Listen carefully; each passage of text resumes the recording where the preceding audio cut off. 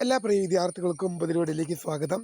Kerala university degree പ്രവേശനവുമായി ബന്ധപ്പെട്ടുള്ള first allotment June മാസം 18-ാം തീയതി ഇന്നലെ പബ്ലിഷ് ചെയ്തു. അപ്പോൾ ജൂൺ മാസം 19, 20, 21, 23 തീയതികളിൽ നിങ്ങൾക്ക് അതാത് കോളേജിൽ പ്രവേശനത്തിനായിട്ട് ഹാജരാകാൻ സാധിക്കും. അഡ്മിഷനായി പോകുമ്പോൾ എന്തൊക്കെ രേഖകളാണ്, എന്തൊക്കെ കാര്യങ്ങളാണ് ശ്രദ്ധിക്കേണ്ടതെന്നുള്ള ഡീറ്റെയിൽഡ് വീഡിയോ ആണ് ഈ ഒരു വീഡിയോയിൽ കൂടെ നിങ്ങളുമായി പങ്കുവെക്കാൻ ആഗ്രഹിക്കുന്നത്. വിശദമായ വാർത്തയിലേക്ക് പോകും മുമ്പായിട്ട് ആദ്യമായിട്ട് ഈ ചാനൽ കാണുന്ന വിദ്യാർത്ഥിനി ഡിലീറ്റ് ചെയ്യാൻ മറക്കണ്ട.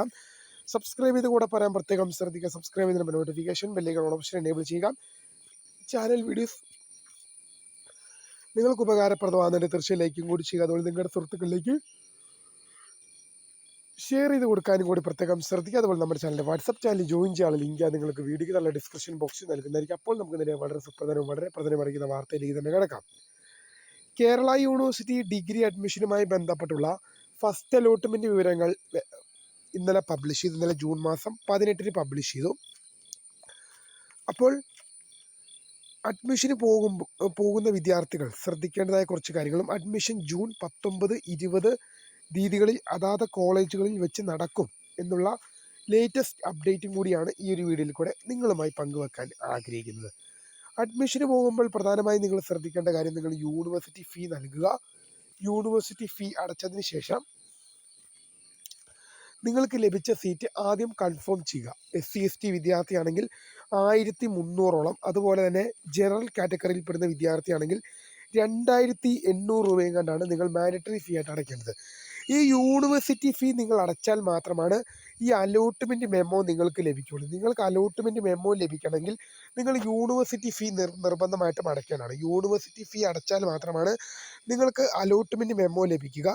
അലോട്ട്മെൻറ്റ് മെമ്മോയും കൊണ്ട് വേണം നിങ്ങൾക്ക് പ്രവേശനം ലഭിച്ച കോളേജിൽ ഹാജരാകാൻ. അപ്പോൾ ഈ 4 ദിവസങ്ങൾ അഡ്മിഷനായി ഉണ്ടെങ്കിലും ഈ 4 ദിവസവും നിങ്ങൾക്ക് പോകാൻ സാധിക്കില്ല. നിങ്ങളുടെ അലോട്ട്മെൻറ്റിൽ മെമ്മോയിൽ പ്രതിപാദിച്ചിരിക്കുന്ന ഡേറ്റിൽ മാത്രമേ നിങ്ങൾക്ക് പ്രവേശനത്തിനായിട്ട് കോളേജിൽ ഹാജരാകാൻ സാധിക്കുകയുള്ളൂ. ഇപ്പോൾ അതാണ് ഞാൻ പറഞ്ഞത്, മാൻഡറ്ററി ഫീ പെട്ടെന്ന് അടയ്ക്കുക. കാരണം ഇന്ന് ജൂൺ മാസം 19ആണ്, ഇന്ന് അഡ്മിഷൻ നടക്കുന്നുണ്ട്. അപ്പോൾ ചില വിദ്യാർത്ഥികളുടെ അലോട്ട്മെൻറ്റ് മെമ്മോയിലെങ്കിലും ജൂൺ മാസം 19 എന്നൊരു ഓപ്ഷൻ കാണുന്നുണ്ടാവും. ജൂൺ മാസം 19, അതായത് ഇന്ന് കോളേജ് ജോയിൻ ചെയ്യാൻ. അപ്പോൾ അങ്ങനെ ഇന്ന് കോളേജ് ജോയിൻ ചെയ്യാൻ പറഞ്ഞ ആ വിദ്യാർത്ഥി അലോട്ട്മെൻറ്റ് മെമ്മോ ഡൗൺലോഡ് ചെയ്യണം. ഈ അലോട്ട്മെൻറ്റ് മെമ്മോ കിട്ടണമെങ്കിൽ എന്ത് ചെയ്യണം? യൂണിവേഴ്സിറ്റി ഫീ പെട്ടെന്ന് അടയ്ക്കണം.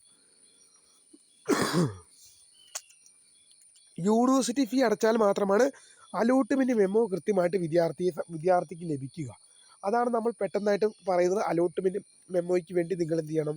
ഉടൻ തന്നെ നിങ്ങൾ ഫീ പേയ്മെൻറ്റ് നടത്തുക എന്നുള്ളതാണ് പറയുന്നത് പ്രധാനമായിട്ടും. ഫീ പേയ്മെൻറ്റ് നടത്തിയ ശേഷം അലോട്ട്മെൻറ്റ് മെമ്മോ ഡൗൺലോഡ് ചെയ്യുക. ശേഷം ഈ ജൂൺ മാസം 19, ജൂൺ മാസം 20, ജൂൺ മാസം 21, ജൂൺ മാസം 22 തീയതികളിൽ നിങ്ങൾക്ക് ഏത് ദിവസമാണോ നിങ്ങൾക്ക് പ്രവേശനത്തിനായിട്ട് കോളേജിൽ പോകാൻ നിങ്ങളോട് അലോട്ട്മെൻറ്റ് മെമ്മോ, യൂണിവേഴ്സിറ്റി നിങ്ങളോട് ഏത് ദിവസമാണോ കോളേജിൽ പോകാൻ ആവശ്യപ്പെടുന്നത് ആ ദിവസം നിങ്ങൾ കോളേജിൽ പോയിട്ട് പ്രവേശനത്തിന് ഹാജരാകണമെന്നുള്ളത് പ്രിയ വിദ്യാർത്ഥിനികൾ ഓർത്തിരിക്കുന്നതാണ്. അഡ്മിഷന് പോകുമ്പോൾ എന്തൊക്കെ തരത്തിലുള്ള സർട്ടിഫിക്കറ്റുകളാണ് വേണ്ടത്? ഒന്നാമത്തെ പ്രധാനമായിട്ടും നിങ്ങളുടെ +2-ൻ്റെ മാർക്ക് ലിസ്റ്റാണ് വേണ്ടത്. +2-ൻ്റെ മാർക്ക് ലിസ്റ്റ് പ്രധാനമായിട്ടും കൊണ്ടുപോകണം. പിന്നെ ഉള്ളത് SC/ST വിദ്യാർത്ഥികളാണെങ്കിൽ കാസ്റ്റ് സർട്ടിഫിക്കറ്റ് ആവശ്യമാണ്. OBC വിദ്യാർത്ഥികൾക്ക് നോൺ ക്രിമിനൽ സർട്ടിഫിക്കറ്റ്. അതുപോലെ തന്നെ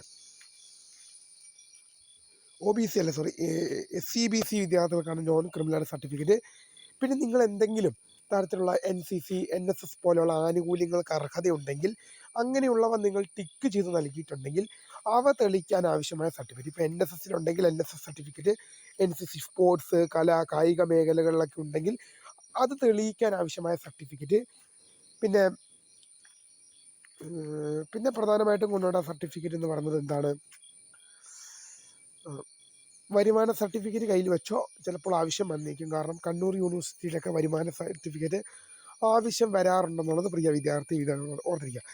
ഇങ്ങനെയാണ് പ്രധാനമായിട്ടും സർട്ടിഫിക്കറ്റുകൾ കൊണ്ടുപോകേണ്ടത്. അതായത് നിങ്ങൾ ആപ്ലിക്കേഷൻ സമയത്ത് എന്തൊക്കെ കാര്യങ്ങളാണോ ടിക്ക് ചെയ്ത് കൊടുത്തത് അതെല്ലാം നിങ്ങൾ കൊണ്ടുപോകും. ഇപ്പോൾ EW ടിക്ക് ചെയ്ത് കൊടുത്ത വിദ്യാർത്ഥി EW സർട്ടിഫിക്കറ്റ് കൊണ്ടുപോകും. PWBD ടിക്ക് ചെയ്ത് കൊടുത്ത വിദ്യാർത്ഥി അല്ലെങ്കിൽ വിദ്യാർത്ഥി PWBDയുടെ മെഡിക്കൽ സർട്ടിഫിക്കറ്റ് വേണം. അതായത് നിങ്ങൾ അഡ്മിഷൻ സമയത്ത് ആപ്ലിക്കേഷൻ കൊടുത്ത സമയത്ത് എന്തൊക്കെ കാര്യങ്ങളാണോ ടിക്ക് ചെയ്ത് നൽകിയിട്ടുള്ളത് ആ സാധനങ്ങളെല്ലാം നിങ്ങൾ കൊണ്ടുപോകണം. നിങ്ങൾ അഡ്മിഷൻ സമയത്ത് ടിക്ക് ചെയ്ത് എന്തൊക്കെ സാധനങ്ങൾ കൊടുത്തിട്ടുണ്ടോ ആ സാധനങ്ങളെല്ലാം നിങ്ങൾ എന്ത് ചെയ്യണം, കൊണ്ടുപോകണം എന്നുള്ളത് ഓർത്തിരിക്കുക. വീഡിയോ ഇഷ്ടപ്പെട്ട ലൈക്ക് ചെയ്യുക, ഷെയർ ചെയ്യുക, സബ്സ്ക്രൈബ് ചെയ്യുക. അപ്പോൾ my name is Kritha, founder of Scribe for the career and life. By.